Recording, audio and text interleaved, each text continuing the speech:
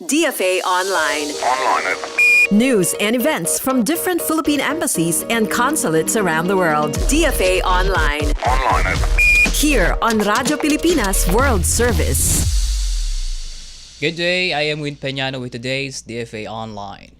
The Department of Foreign Affairs, or DFA, on Monday joined the Filipino community in mourning the loss of lives in a car ramming incident at a Lapu-Lapu Day celebration in Vancouver, Canada over the weekend.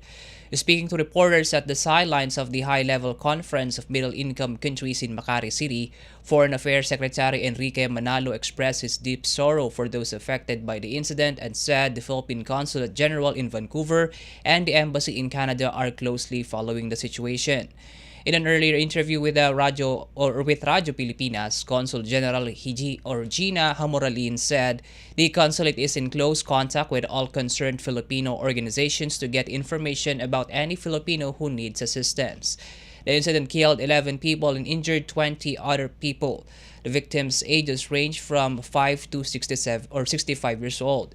Meanwhile, the PCG Vancouver warned about campaigns claiming to raise funds on behalf of victims of the Lapu-Lapu Day Festival.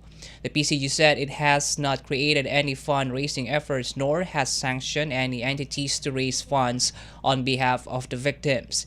It advised the public to exercise vigilance and prudence to avoid being victimized by unscrupulous and malicious actors attempting to exploit the tragedy. DFA Online. Here on Radyo Pilipinas World Service. More news from the DFA. The Department of Foreign Affairs, or DFA, made a blanket call on countries to refrain from conducting actions that complicate the situation in the South China Sea while negotiations on a Code of Conduct, or COC, on the South China Sea are ongoing. The statement comes following local reports bearing photos of the China Coast Guard raising a Chinese flag on Sandy Cay, saying Beijing has enforced maritime management and exercised sovereign jurisdiction over the feature. In an interview on the sidelines of the Philippines-hosted high-level conference of middle-income countries in Makati City, Foreign Affairs Secretary Enrique Manalo said the government is monitoring this development, stressing Manila is very much committed to observing the Declaration of Conduct, or DOC. Secretary Manalo said the DFA will be in consultation with relevant security agencies and will consider appropriate action. Sandy Cay, also known as Pag-asa K2, is one of the sandbars situated west of Pag-asa Island in the Kalayaan group of the Philippines. China lays claim to the feature, which it calls Tianxianjiao.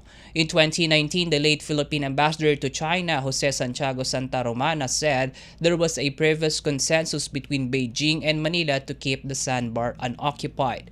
In the Declaration of Conduct, or DOC, signed between China and the Association of Southeast Asian Nations, or ASEAN, in 2002, parties agreed to exercise self-restraint in the conduct of activities that would complicate or escalate disputes and affect peace and stability. This includes refraining from action of inhabiting on the presently uninhabited islands, reefs, shoals, cays, and other features, and to handle their differences in a constructive manner. The DOC is the first political document jointly issued by the two parties, pending a binding set of rules in the contested sea lane. Today, China and ASEAN are targeting to conclude talks on a COC by 2026, but it is not yet clear whether the parties would agree for the code to be legally binding. DFA Online. Here on Radyo Pilipinas World Service. And that wraps up today's edition of DFA Online. For Radyo Pilipinas World Service, I am Win Peñano. Good day. DFA Online. News and events from different Philippine embassies and consulates around the world. DFA Online. Here on Radyo Pilipinas World Service.